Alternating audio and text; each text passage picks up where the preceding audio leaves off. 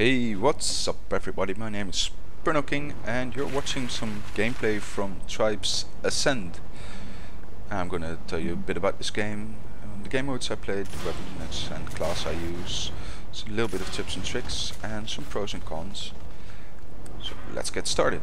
Tribes Ascend is a free-to-play FPS shooter made by Hi-Res Studios.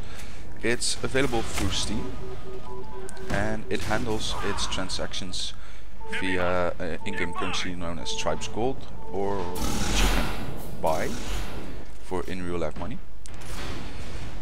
And it has the Tribes credits, which is what you earn per match. And all the weapons you can use and items are bought with either one of those. Tribes credits can take a bit longer to unlock things, but it's not like they're impossible to get. Tribes Gold just makes it faster. So I don't feel it's a pay-to-win game like some other games that are free to play, which is okay. Pros from this game. It's a very fast game, which is enjoyable. It's not like you have to wait 20 seconds between each time you get killed to get back into the action. It's, I think, 3 to 5 seconds. It's easy to pick up. You can learn the basics very quickly. There's an in-game tutorial which teaches you the basics about jetpacking and skiing. Of course it's free, so that's a big pro. And like I said, I don't feel it's pay to win. Weapon progression might be a little slow, but there aren't really overpowered weapons, and the base weapons still do pretty much a good amount of damage. Cons, however, like I said, there's a short tutorial, and that's exactly what it is. It's very short.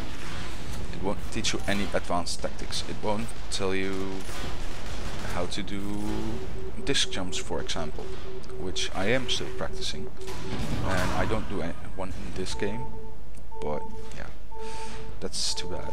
And sometimes the matchmaking can feel unbalanced a bit.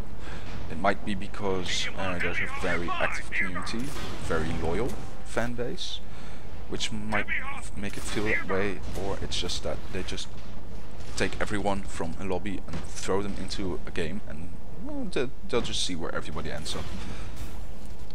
So those are the pros and cons which I could find. And yeah, that's just my little beefs. Everybody might have some for themselves. Furthermore, the game mode that I'm playing is capture and hold. I was always playing capture the flag, but I felt that after a while I noticed some of the advanced techniques that people were using were really putting me at a disadvantage, and I wanted to try something else. So this was the second game I ever played on this game mode, and it's a lot like Domination from Call of Duty.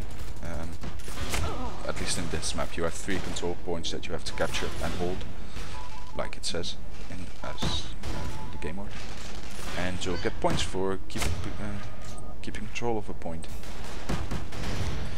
In larger maps you can have up to 5 control points, which will make it more hectic in my imagination, but it will still keep a good amount of balance. I've heard that this map that I'm currently playing on, which is a part of Arx Nirvana, isn't really balanced that much. So yeah, that sucks. If you control the center control point well, you can control anything because you spawn in the center of the map. The class that I'm playing as is a soldier, and the soldier is a medium armor type class, which means he has about 1300 health. I think I can't see it right now. Yeah, 1300, and you have decent speed.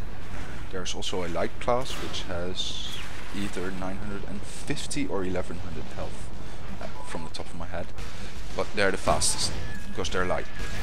And at the other end of the spectrum there's the heavy armor, which has between 2500 and 3000 health, but they're really slow. So they can take a lot of punishment, but you just don't get anywhere fast. I like the soldier because, well, yeah, it's an overall balanced class, actually. And the soldier has 3 basic weapons. You start out with a machine gun, or an assault rifle, and the thumper. The thumper is the red secondary weapon that you see me using throughout this game quite a bit. And then there's also the spin fuser that you see on screen right now. The assault rifle is a bullet type weapon. This is the thumper, by the way. The assault rifle is a bullet type weapon, and it's not a hit scan weapon, so it doesn't immediately place the bullet where you're aiming at the moment you pull the trigger. So you have to lead your target. Otherwise you're not going to hit anything unless you're straight in front of you moving in a straight line. The thumper is a medium range explosive which detonates after a set amount of time or when it impacts on something. This makes it really useful for knocking people out of the way from your flag if you can aim well, or hit them in mid-air if you know the range good enough. Well enough. I suck at intuition. Yes, I know. Sometimes I do. However, the spin fuser is a weapon that launches a disc in a straight line for no set amount of time. I've tried on the larger maps to fire one from one end to the other, and you can actually do that. It just has a lot of travel time. There are a few hit scan weapons in this game, but they're few and far between. So you're going to have to get used to the travel time from all the weapons. So you have to beat your targets and try to decide where they are when you want to hit them. And sometimes it works very well, like there. And sometimes you'll miss like that. And it can take multiple shots if you don't recalculate everything right. And as you can see, I guessed where the target was going to be when I was going to hit him. And it actually paid off. He did capture the point, however, so I'm a bit bummed about that.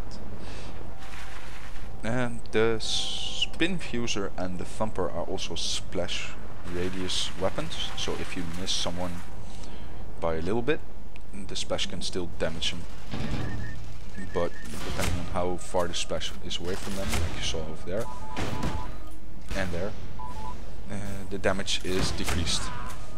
Right there, I think I pretty much nailed the splash damage. But yeah, if I did so before in 2 hits, I would have killed him, conserved ammo, and that would have been nice. This turret has been glitched to shoot through walls for some reason. I don't know why, but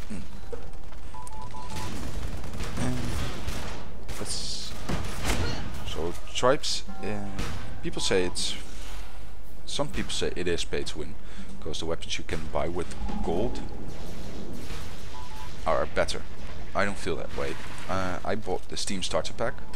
In that I got some classes and the spin fuser for the soldier. But I don't really feel there's a big difference between weapons. Maybe now that they've included the twin fuser, it's a spin fuser that shoots 2 disc, it might be a little pay to win. I haven't tried those weapons yet. I haven't been killed by them so far, so I'm not really sure if it is true. Time will tell. But like I said, the weapons, if you practice with your weapons, they're all pretty much equal. They just take some getting used to. I mean, you'd say that bullet type weapons were going to be weaker because of the enormous splash damage that a spin fuser or thumper does, but there have been many times that I, as a brute, a heavy class with a lot of health, have been killed by 1 or 2 guys with assault rifles or SMGs, just because they had good aim, hit me well, and I couldn't do much about it. So don't take it as a fact that every time someone has a bullet weapon, they're new. I've seen people get good with those weapons and they can be very, very good. and they're included for a reason. It's not just because, oh, let's just get people who just start with a crappy weapon. All weapons are pretty much good. I just happen to like the explosive types more. Tribes is easy to learn, however I felt that the curve got steep at the right time for me. For some people it might not. So keep that in mind when trying this game. It's free, so you're not going to lose anything by just trying it. However, yeah, I've heard people say that the learning curve was too steep for them. I didn't feel like that, and yeah, this is my opinion. Right here I get killed. I can hear this orbital strike that kills me. I can hear it being called in, and I should have just gotten out of there. That was stupid on my part. This gameplay is not to illustrate that I'm very good or something, or that we won big time. It was my second game of the day, and I felt I did pretty well in trying to keep the enemy team off points that we had, and just trying to give my team some breathing space to actually capture points when it didn't work out all that well. And I think I go 11 to 14 at the end, and we lose big time, as you can see at the top of your screen. There's no way we can turn this around now.